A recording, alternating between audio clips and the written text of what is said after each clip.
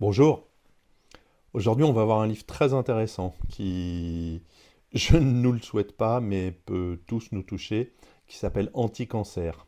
Et c'est de David Servan-Schreiber.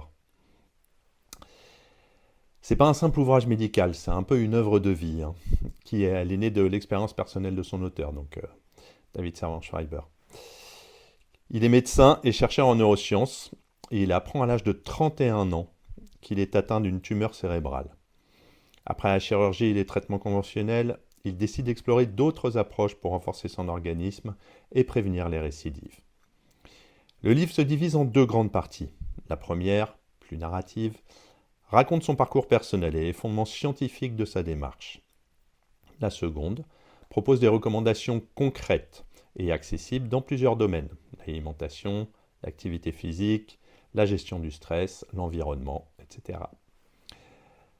L'objectif principal du livre n'est pas de rejeter la médecine classique, mais de montrer que chacun peut agir activement pour renforcer ses défenses naturelles contre le cancer en complément des traitements médicaux.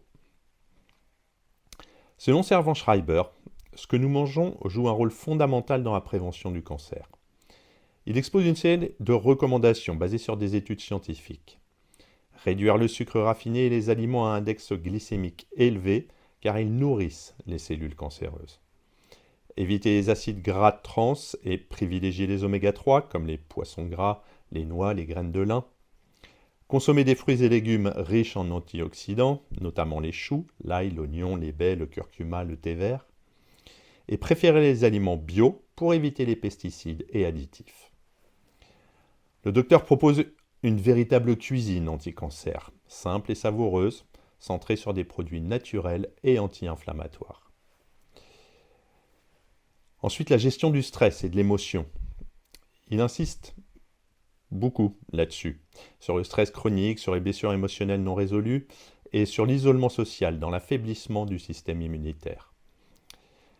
Il met en avant plusieurs outils de gestion du stress.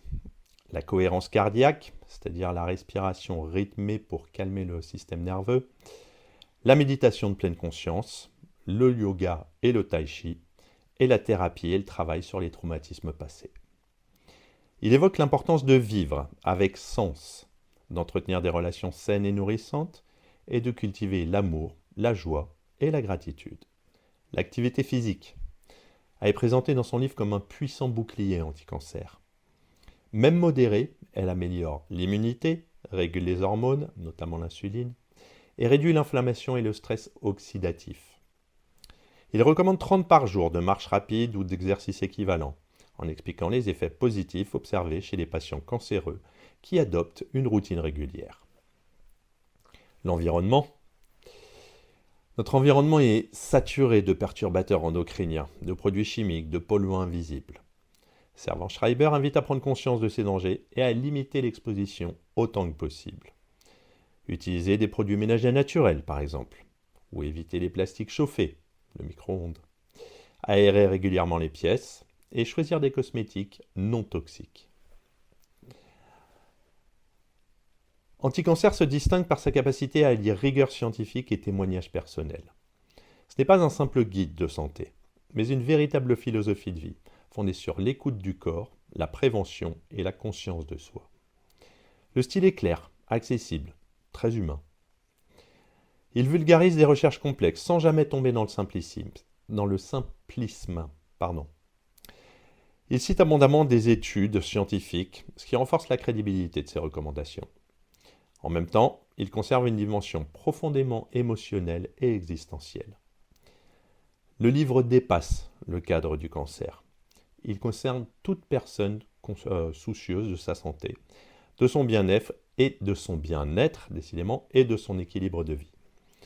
Il invite à sortir de la passivité médicale et à devenir acteur de sa propre guérison, ou de la prévention d'ailleurs. Un autre point fort du livre est son approche holistique. L'auteur ne traite pas seulement le corps, mais aussi l'esprit, le mode de vie, les émotions, le lien aux autres et la nature. Et le lien à la nature, plutôt. Enfin, l'auteur reste humble. Il ne promet pas de miracle. Il propose une voie, un accompagnement, une sorte de façon d'augmenter ses chances. Il ne s'oppose pas à la médecine classique, mais cherche juste à la compléter.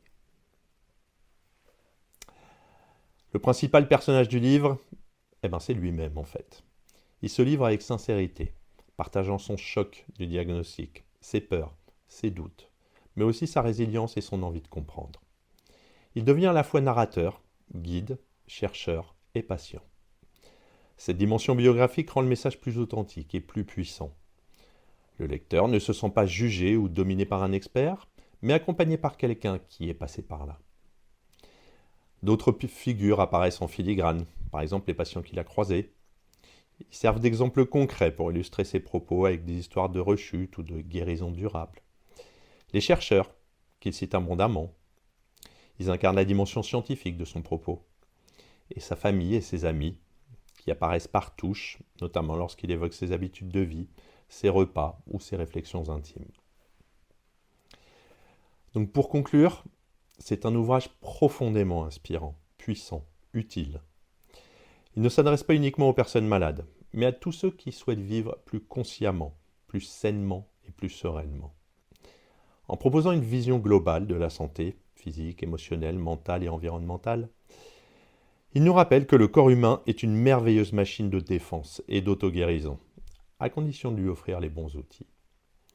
Ce livre est une invitation à changer nos habitudes, à écouter nos intuitions, à nous reconnecter à ce qui est essentiel, la qualité de notre alimentation, la paix intérieure, le mouvement et l'amour du vivant. Il ne promet pas de miracle, mais propose un chemin possible. Un chemin exigeant parfois, mais profondément humain et porteur d'espoir. En lisant Anti-Cancer, on ne reçoit pas seulement des conseils pour prévenir le cancer, on reçoit un véritable appel à vivre pleinement. À bientôt.